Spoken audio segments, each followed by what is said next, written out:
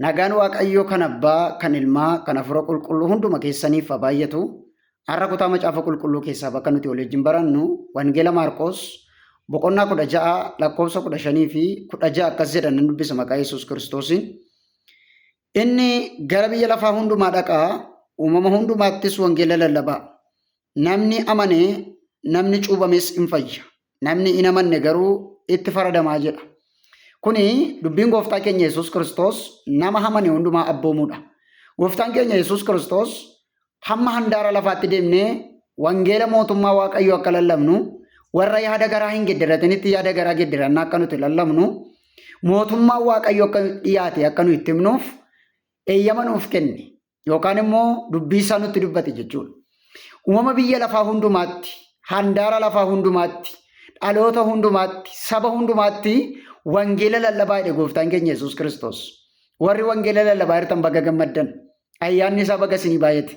Warri mishineerii deemtanis, warri waldaa keessa lallabdanis, bakka itti wangeela lallabdan hundumaatti baga gammaddan. Sagaleen gooftaa keenyaa Yesuus Kiristoos uumama hundumaatti wangeela lallabaa jedhe. Yeroo baay'ee namoonni gooftaa Yesuus Kiristoosiin gaafa dhugaa ba'an, wangeela kana gaafa lallaban humnaan amansiisuu barbaadu. Namoonni baay'een gaafa isinitti lallabdan immoo isin rukutuu barbaadu, isinitti kaatu, dullaa baatanii nama duukaa kan kaatan baay'ee. Gooftaan keenya Yesuus Kiristoos humnaan amansiisaa jedhe miti, itti lallabaa, waa'ee mootummaa Waaqayyoo jedhe. Waa'ee dhufaatii gooftaa keenya Yesuus Kiristoos lallabna malee yoo amane fayye, yoo amanuu baate itti faradamaadha. Humnaan hin amansiisinaa, hin dirqisiisinaa. Namni gooftaa Yesuus Kiristoosiin amanuudha yoo baate, wangeela isin lallabdanitti tole jechuudha yoo baate, qalbii yaada garaa isaatiin gedderate yoo ta'e, maa yaada garaa gedderachuu didde, maa gooftaa Yesuusin fudhachuu diddeettanii wallaansoon qabinaa, humnaan gooftaan fudhachiisinaa. Gooftaan keenya Yesuus Kiristoosii warra jaalalaan gara isaa dhufan barbaada. Wangeela Yohaannis boqonnaa 6 lakkoofsa 44 irratti abbaan inni na erge yoo harkisuudhaa baate eenyuyyuu gara koo dhufuu hin danda'uudha. Nama gara koo dhufe immoo ani guyyaa isa dhumaatti du'aan isa kaasaa jedhe Yesuus. Gooftaan keenya Yesuus Kiristoos dubbii kana irratti maal barsiisaa? Waaqayyo yoo gara Yesuusitti isa harkisuudhaa baate, abbaan gara Yesuusitti yoo isa erguudhaa baate, abbaan isa harkisuudhaa yoo baate, eenyuyyuu gara Yesuus Kiristoos dhufuu kan dandeenyu dubbata. Gooftaa keenya Yesuus Kiristoosin lallabu, wangeela mootummaa Waaqayyoo lallabuu hin dhiisinaa. Lafa deemtan dirree jirtan hundumaatti hin qusatinaa. Hamma isinii gale lallabaa, amma isinii gale dubbadhaa. Warra dhugaan galee fi gooftaa Yesuus Kiristoositti amane immoo gooftaa fudhachiisa. Kan kanaan alaa humnaan gooftaa isaanii fudhachiisina. Hamani adaraa hin jedhina. Gooftaa fudhadha adaraa hin jedhina. Sababni isaa gooftaan keenya Yesuus Kiristoos dirqamaan naaf amansiisa. Dirqamaan gooftaa naaf fudhachiisa hin jedhe. Itti lallabaa jedhe garuu. Macaafni qulqulluun kan dhageessuun si faradama, kan dhageessuunis sitti faradama jedhamee waan caafamee jiruuf.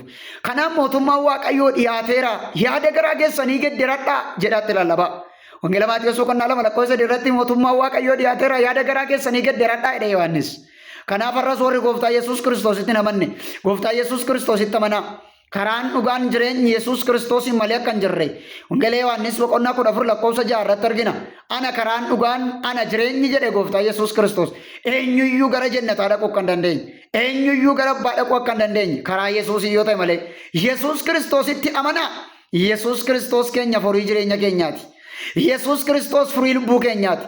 Lubbuu keenya isa cubbuun balleesse, jireenya keenya isa cubbuun biyya dukkanaatti gate Yesuus Kiristoos nuu duudhaan fannoo irratti du'ee dhiiga isaa dhangalaasee biyya dukkanaati biyya ifaatti nu fideera.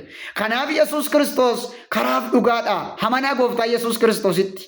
Amanaa gooftaa Yesuus Kiristoosiin. Gooftaan keenya Yesuus Kiristoos dhaqaa jedheera. Itti lallabaa jedhe waan ta'eef.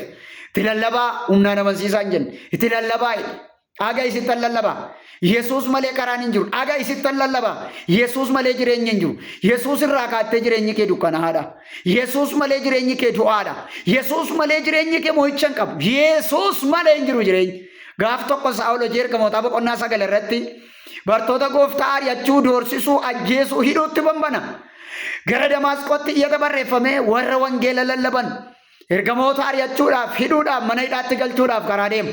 Gooftaan Yesuus Kiristoos garuu sagalee guddaa tokkoon itti balaqqeessee kuffisee, eessa dhaqxa Saa'ol? Ana kanat ari'achaa jirtu ittiin jedha. Saa'ol garuu lafa dha'ee eenyu ati gooftaa? Ana isa ari'achaa jirtu dha'e. Namoonni baay'een gaafatti wangeela itti lallabdu si jibbumni. Namoonni baay'een gaafati wangeela lallabdu si ari'atu miti. Namoonni baay'een gaafati wangeela lallabdu si hadheeffatu miti. Isaati wangeeluma kee garaa qulqulluudhaan lallabi. Inni ati lallabdu kun guyyaa tokko isa si caaletti si mul'ata. Inni ati lallabdu kun isa si caaletti guyyaa tokko si mul'ata, si dubbata.